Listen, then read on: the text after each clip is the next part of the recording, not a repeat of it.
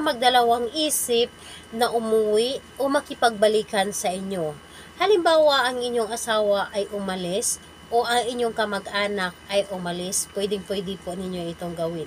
Hello mga guys, kumusta kayo? Panibagong araw, panibagong video na naman tayo. And sa araw na ito ay sana naman video ang aking ituturo sa inyo na simpleng gabay o simpleng pamamaraan na makakatulong sa atin. At bago ang lahat, gusto ko lang mag-disclaimer sa mga taong hindi naniniwala at hindi gusto ang mga kagaya nitong video. Please skip this video and maghanap kayo ng videos na gustong-gusto nyo dahil ang video na ito ay para lamang ito sa mga taong naniniwala and gusto mag-try. Sa lahat po ng mga nagko-comment po dito sa aking video dito sa loob ng aking channel, mag-ingat sa lahat ng mga nagre-reply sa inyo na dinadala kayo sa kanilang WhatsApp in Imo app upang makaiwas po tayo sa scam. Ngayon po, ang inyo bang asawa ay umalis o ikaw ba ay iniwan ng inyong karelasyon? Siya ba ay nakapaghiwalay sa iyo? Or ang inyong kamag-anak ay naglayas? Or inyong anak? Kung ano man or sino man ang naglayas na related po sa inyo, pwedeng-pwede po ninyo itong gawin gamit lamang ang isang bagay upang sila po ay mapapauwi o magbalik po sa inyo. So, ito po ay nabanggit ko na kung sino ang pwedeng gawan.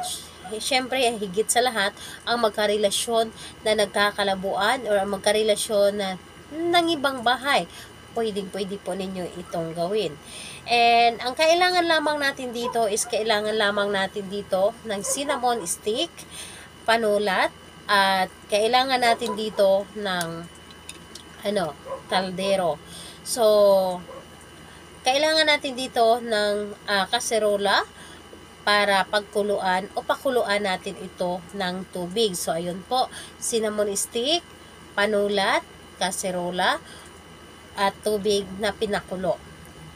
So, ayun po, kapag ready na yan, kailangan mo lang din dito siguraduhin ang iyong sarili na gustong-gusto mo itong gawin. And ayun po, kailangan na lubos kang naniniwala at nagtiwala at kailangan higit sa lahat, mag-isa ka lamang nagagawa nito at wala pong dapat na nakakaalam and hindi mo rin ito ipagsasabi. Kapag sigurado ka na, pwede mo na itong simulan.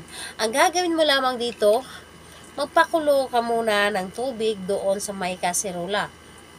So, ayun po, magpakulo ka muna and ayun po, habang nagpapakulo ka, ang gagawin po ninyo itong cinnamon stick. Ang cinnamon stick ay sulatan po ninyo ng pangalan at apelyido ni target.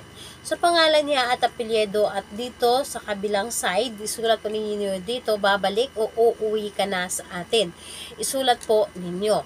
Ngayon, kapag naisulat nyo na, doon or pumunta ka doon sa inyong pinakulong tubig at ilagay ito doon. Habang kumukulo ito, langhapin po ninyo ang usok.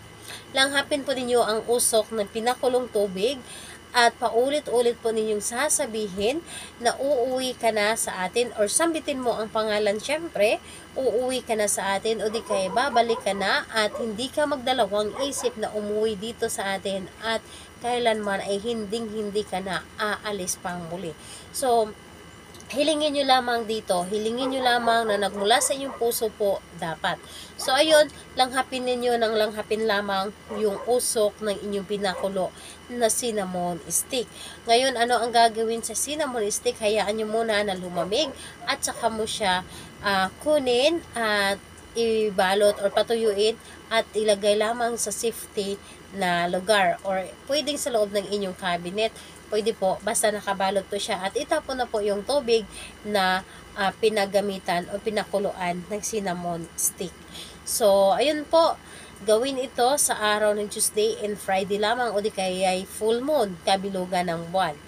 Ayun, sa lahat po na mga gustong magpa-shoutout, mag-comment lamang sa baba para ma-shoutout ko kayo sa next video.